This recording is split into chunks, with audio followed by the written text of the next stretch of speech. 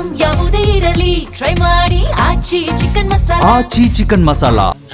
Sir ಇಷ್ಟು ಮಾತಾಡಿದ್ರೆ super sir. Okay, ಎಲ್ಲರಿಗೂ ಇಲ್ಲಿಗೆ ಬಂದಿದ್ರಲ್ವ ಮೀಡಿಯಾವ್ರಿಗೆ ಎಲ್ಲರಿಗೂ ನಮ್ಮದು ನಮಸ್ಕಾರ. ರೇಂಜ್ ರೋವರ್ ಈ ಮೂವಿ ಸ್ಟೋರಿ ಬರುವಾಗ ನನಗೆ ಸ್ವಲ್ಪ ಇದು ಹೆಂಗೆ ಮಾಡಬೇಕು ಏನು ಅಂತ ಯೋಚನೆ ಇದೆ.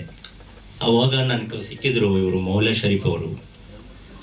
ಅವರ ಆಲೋಚನೆ ಎಲ್ಲ ಡಿಫ್ರೆಂಟ್ ಇದೆ.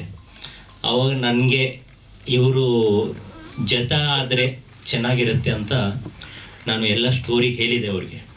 ಹೇಳಿದ ಮೇಲೆ ನೀವು ಗೋ ಹೆಡ್, ನೀವು ಹೋಗಿ ನೀವು ಮಾಡಿ ಅಂತ ನನಗೆ ಜಾಸ್ತಿ ಸಪೋರ್ಟ್ ಮಾಡಿದರು ಮೌಲಾ ಶರೀಫ್ ಅವರು.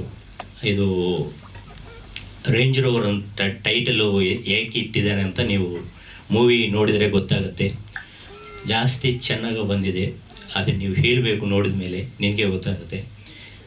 ನೆಕ್ಸ್ಟ್ ಇವಾಗ ಮುಂದೆದಲ್ಲಿ ಸ್ವಲ್ಪ ತೊಂದರೆಗಾನೇ ಇದು ರಿಲೀಸ್ ಮಾಡ್ತಾರೆ. ಇವರು ನೆಕ್ಸ್ಟ್ ಮಂತ್ ರಿಲೀಸ್ ಮಾಡಬೇಕು ಅಂತ ಪ್ಲ್ಯಾನ್ ಮಾಡ್ತಾಯಿದ್ರು. ಇವರಿಗೆ ಚಲನಚಿತ್ರ, ಕನ್ನಡ ಚಲನಚಿತ್ರ ಸ್ವಲ್ಪ ಜಾಸ್ತಿ ಇಂಪ್ರೂವ್ ಆಗಬೇಕು ಅಂತ ಆಲೋಚನೆ ಜಾಸ್ತಿ ಇದೆ ಅವರಿಗೆ, ಮೌಲಾ ಶರೀಫ್ ಅವ್ರಿಗೆ, ಡಾಕ್ಟರ್ ಮೌಲಾ ಶರೀಫ್ ಅವ್ರಿಗೆ. ಟೀಮ್ಗೆ, ಲೈಟ್ ಅವರಿಗೆ, ಎಲ್ಲರಿಗೆ ಇವರು ಜಾಸ್ತಿ ಸಪೋರ್ಟ್ ಮಾಡಿದರು. ಯಾರಾದರೂ ಸಿನಿಮಾ ಅವ್ರು ಯಾರಾದರೂ ಕಷ್ಟ ಇದ್ದರೆ ಹೆಲ್ಪ್ ಮಾಡ್ತಾರೆ, ಆ ಥರ ಮನುಷ್ಯವರು ನನಗೆ ಜಾಸ್ತಿ ಸಪೋರ್ಟ್ ಮಾಡಿದರು. ಈ ಮೂವಿನೇ ನನಗೆ ನೀವೆಲ್ಲ ಸಪೋರ್ಟ್ ಮಾಡಿ ನನಗೆ ಈ ಮೂವಿ ಮುಂಚೆ ಹೋಗಬೇಕು. ಕನ್ನಡ ಪರಿಶ್ರಮ ಚೆನ್ನಾಗಿ ಆಗಬೇಕು. ಕನ್ನಡ ಇಂಡಸ್ಟ್ರಿ ವರ್ಕರ್ಸು ಎಲ್ಲರೂ ಚೆನ್ನಾಗಿರಬೇಕು. ಮೂವಿಯಲ್ಲಿ ಆ್ಯಕ್ಟ್ ಮಾಡಿರೋ ಸನತ್ ಅವರು, ಇವರು ಒಳ್ಳೆ ನನ್ನ ಫ್ರೆಂಡು ಇವರು. ಆವಾಗ ಇವರು ಗೆಸ್ಟ್ ರೋಲ್ ಮಾಡಿದ್ರು ಇದರಲ್ಲಿ. ಅವ್ರ ಸ್ಟೋರಿ ಹೇಳಿದ ಮೇಲೆ ನಾನು ಮಾಡ್ತೀನಿ, ಕಂಪಲ್ಸರಿ ಮಾಡ್ತೀನಿ. నాకు ಚೆನ್ನಾಗಿ ಇಷ್ಟ ಆಗಿದೆ ಅಂತ ನನಗೂ ಇವರು ಜಾಸ್ತಿ ಸಪೋರ್ಟ್ ಮಾಡಿದರು. ನೆಕ್ಸ್ಟ್ ಇವರು ಆಟ ಸಂದೀಪ್ ಅಂತ ತೆಲುಗು ಅವರು.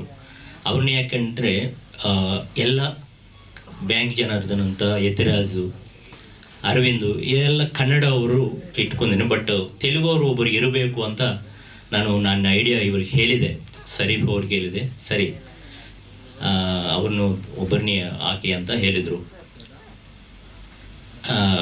ಇನ್ನು ನನಗೆ ಏನು ಮಾತಾಡಬೇಕು ಅಂತ ನನಗೆ ಫ್ಲೋ ಅಷ್ಟು ಸುಲಭವಾಗಿ ಬರ್ತಾ ಇಲ್ಲ ನನಗೆ.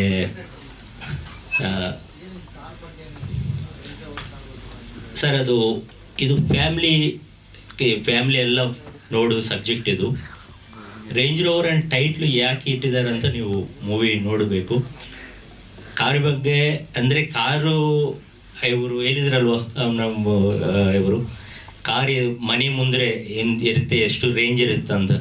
ಅದೇ ಥರ ಇದು ಒಂದು ಡಿಫ್ರೆಂಟ್ ಕಾನ್ಸೆಪ್ಟು, ಯೂನಿಕ್ ಕಾನ್ಸೆಪ್ಟು.